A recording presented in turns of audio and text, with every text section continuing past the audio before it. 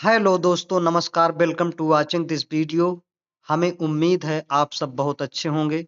आपकी पढ़ाई लिखाई एकदम बेहतरीन चल रही होगी। आज हम जंतु विज्ञान के अंतर्गत नेक्स्ट टॉपिक मानव जनन तंत्र ह्यूमन रिप्रोडक्शन सिस्टम लेकर आए हैं, जो आपके समक्ष निम्नलिखित रूप से प्रस्तुत है। जैसे कि समस्त जीवधारी अपने अस्तित्व को बनाए रखने के लिए अपने जैसे जीवधारी उत्पन्न करते हैं। इस प्रक्रिया को कहते हैं जनन या रिप्रोडक्शन। नर युग्मक शुक्राणु स्पर्म एवं मादा युग्मक अंडाणु ओवम कहलाता है।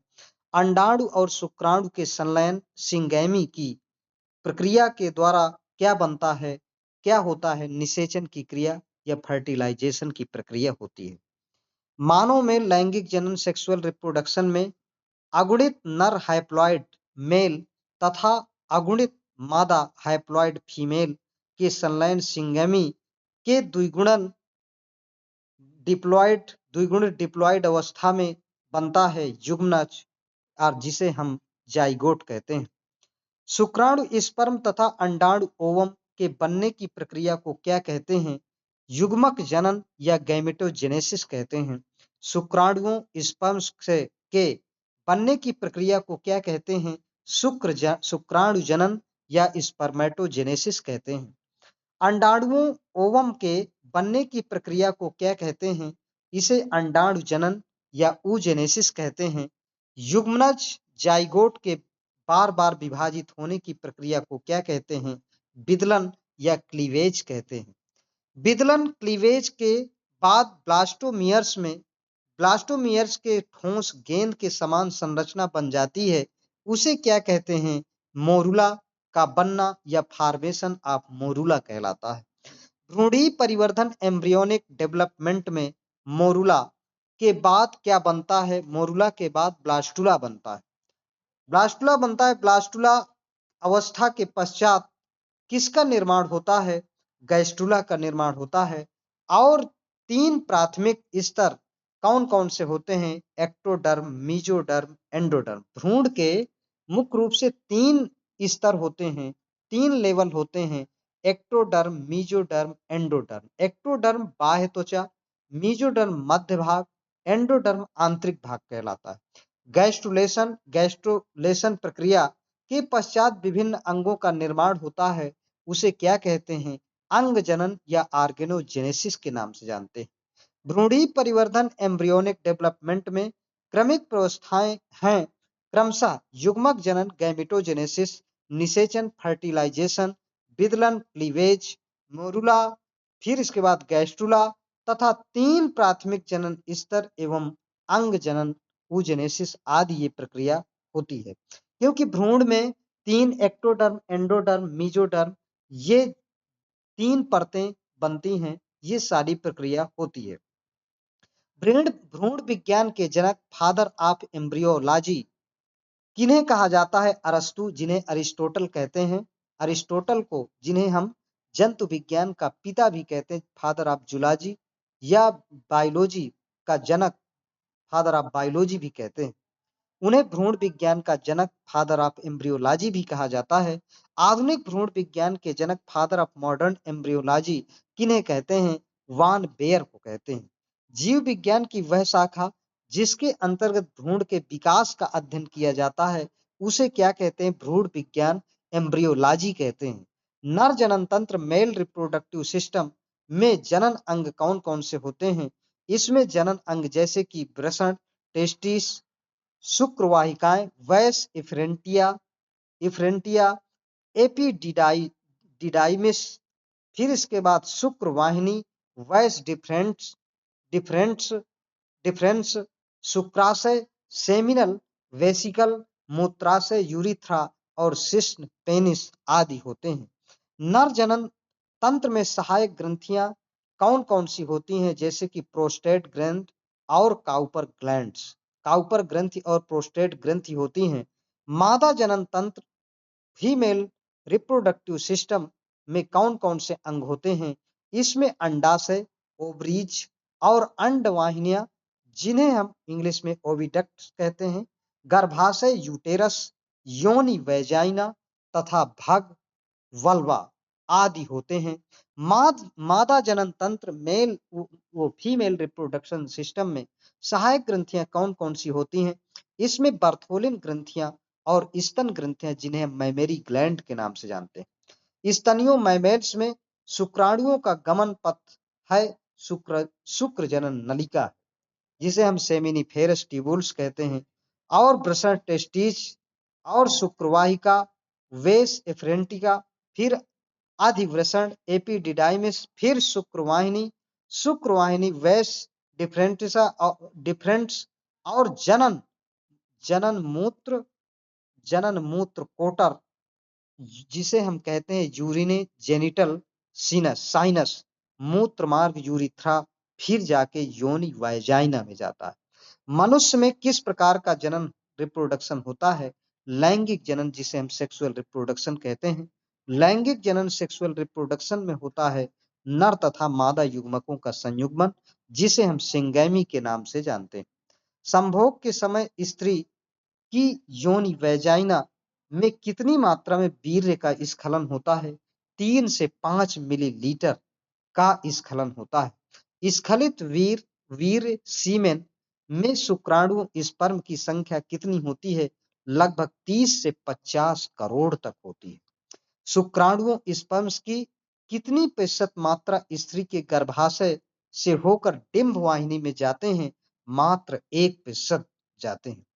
वीर्य स्पर्म के स्खलित होने के पश्चात शुक्राणु स्पर्म लगभग कितने घंटे तक निषेचन योग्य रहता है? ये लगभग 48 घंटे तक निषेचन योग्य रहता है। अंडोत्सर्ग के पश्चात अंडक oocyte लगभग कितने घंटे तक निषेचन योग्य रहता है? 12 से 24 घंटे तक निषेचन योग्य रहता है। पुरुषों में यौनारंभ, जिसे हम क्या कहते हैं, प्यूबर्टी, कब होता है? सामान्यतः 13 से 16 वर्ष की आयु में यौनारंभ हो जाता है, मतलब यौवन की शुरुआत हो जाती है। पुरुषों में 13-16 वर्ष की उम्र में वृषण टेस्टिस में कौन सा हार्मोन उत्पन्न होता है? टेस्टोस्टेरोन हार्मोन प्रारंभ होता है, उत्पन्न होने लगता है। स्त्रियों में यौनारंभ कब होती है? 11 से 14 वर्ष की उम्र में। स्त्रियों में मादा जनन चक्र की अवधि कितनी होती है? ये लगभग 28 डेज अर्थात 28 दिन तक होती है। रजोधर्म, जिसे हम रजोधर्म मेंस्ट्रुएशन साइकिल, मादा जनन चक्र या ऋतु चक्र, फीमेल रिप्रोडक्टिव साइकिल भी इसे कहते हैं, मेंस्ट्रुएशन साइकिल भी कहते हैं, लगभग किस उम्र तक चलता है? ये 40 से 45 वर्ष तक की उम्र तक चलता है। स्त्रियों में जब 40 से 45 वर्ष की उम्र के पश्चात रजोधर्म मेंस्ट्रुएशन साइकिल बंद होता है और गर्भ धारण करने की क्षमता समाप्त हो जाती है, उसे हम क्या कहते हैं? उसे हम रजोनी वृत्ति या मीनोपाज के नाम से जानते हैं। मनुष्य के शरीर का तापमान कितना होता है? 37 डिग्री सेल्सियस होता है, जिसे हम फ़ारेनहाइट में 98.6 फ़ारेनहाइट कहते हैं। शरीर के ताप में वृषण कोश का तापमान कितना होता है?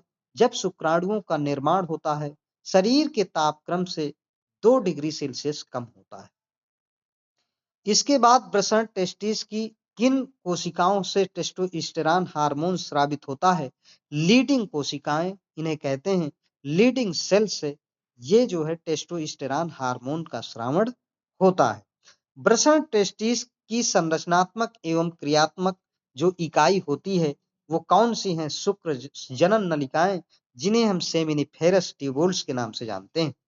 मानव में मादा निषेचन फर्टिलाइजेशन क्रिया कहाँ होती है? ये फैलोपियन नलिका, जिसे हम फैलोपियन ट्यूब भी कहते हैं, में होती है। नर में शुक्राणु बनने में कितने दिन का समय लगता है? लगभग 30 दिन का समय लगता है। एपिडिडाइमिस वृषण का भाग में किसका परिपक्वन होता है? शुक्राणु स्पर्म का। प्रेगनेंसी हार्मोन किसे कहते हैं? प्रोजेस्टेरॉन हार्मोन को प्रेगनेंसी हार्मोन के नाम से जानते हैं। मानव नर में अत्यधिक मात्रा में बाल निकलने के लिए किस हार्मोन के कारण बाल निकलते हैं? टेस्टोस्टेरॉन हार्मोन के कारण लोगों में बाल, मनुष्य में नर में दाढ़ी मूछ निकलने लगती है। नर तत्व एवं मादा के मुख्य जनन अंग कौन कौन से हैं? इसमें मुख्य जनन अंग वृषण और अंडाशय हैं। वृषण अर्थात टेस्टिज और ओवरीज हैं। नर में शुक्राणु कितने दिनों तक जीवित रहते हैं? नर में शुक्राणु 30 दिनों तक जीवित रहते हैं। मैथुन कापुलेशन के पश्चात स्त्री शरीर में शुक्राणु कितने समय तक जीवित रहता है? लगभग मात्र 72 घंटे तक जीवित रहता है। शुक्राणु की लंबाई कितनी होती है? शुक्राणु की लंबाई 50 माइक्रोन से या 0.05 मिलीमीटर की लंबाई होती है। मादा में स्तन की किन कोशिकाओं में दूध का निर्माण होता है? कूपिकाओं में निर्माण होता है, या इन्हीं को हम एल्विलाई के नाम से भी जानते हैं। एल्विलाई के नाम से भी जानते हैं। गर्भ निरोधक दवाओं को क्या कहते हैं? सहेली कहते हैं। जब किसी कन्या के जीवन में पहली बार रजोधर्म या मासिक धर्म मेंस्ट्रुएशन साइकिल होता है तो उसे क्या कहते हैं? रजो दर्शन कहते हैं, या मेनार्च के नाम से जानते हैं। ये 12 से 13 वर्ष की आयु में होता है। मानव में शुक्राणु कहाँ संचित रहते हैं? अधिवृषण में या एपिडिडाइमिस में यहाँ पर संचित रहते हैं, स्टोरेज रहते हैं। भ्रूण एम्ब्रियो का पोषण, न्यूट्रिशन कहाँ होता है? गर्भाशय में होता है। अंडाशय से कौन सा हार्मोन स्रावित होता है? अंडाशय से प्रोजेस्टेरॉन हार्मोन स्रावित होता है। स्त्रियों में योनि वैजाइना में जो झिल्ली पाई जाती है उसे क्या कहते हैं? हाइमन कहते हैं, या योनि छद्र कहते हैं। फिर इसके बाद शुक्राणु स्पर्म कितने समय में परिपक्व मेच्योर होते हैं? ये 2 से 2 माह में परिपक्व होते हैं। फिर इसके बाद शुक्राणु स्पर्म के शीर्ष हेड में क्या पाया जाता है? एक्रोसोम व केंद्रक पाए जाते हैं। लैंगिक जनन सेक्सुअल रिप्रोडक्शन की इकाई यूनिट क्या कहलाती है? युग्मक, शुक्राणु या अंडाणु ये कहलाती है। वह कौन सी कोशिकाएं हैं जो विकसित हो रहे शुक्राणुओं को पोषण, न्यूट्रिशन प्रदान करती हैं? उन्हें हम सर्टोली कोशिकाओं के नाम से जानते हैं। सर्टोली कोशिकाएं होती हैं। योनि वैजाइना के दीवार में कौन से जीवाणु बैक्टीरिया पाए जाते हैं? लैक्टोबैसिलाई जीवाणु पाए जाते हैं। पुरुषों में मैथुनांग कापुलेटरी ऑर्गन्स हैं शिश्न, पेनिस। एंड्रोजन एक प्रकार का होता है नर हार्मोन। मानव में भ्रूण पोषण किसके द्वारा प्राप्त करता है? आंवल, जिसे हम प्लेसेंटा कहते हैं, उसके द्वारा भोजन प्राप्त करता है। कौन? ये भ्रूण एम्ब्रियो जिसे कहते हैं। ग्रैफियन पुटिका से कौन सा हार्मोन स्रावित होता है? एस्ट्रोजन हार्मोन स्रावित होता है। मानव के युग्मज जाइगोट का व्यास कितना होता है? लगभग 0.1 मिलीमीटर होता है। शुक्राणु स्पर्म में एक्रोसोम से कौन सा एंजाइम स्रावित होता है? इसमें एक्रोसिन नामक एंजाइम स्रावित होता है।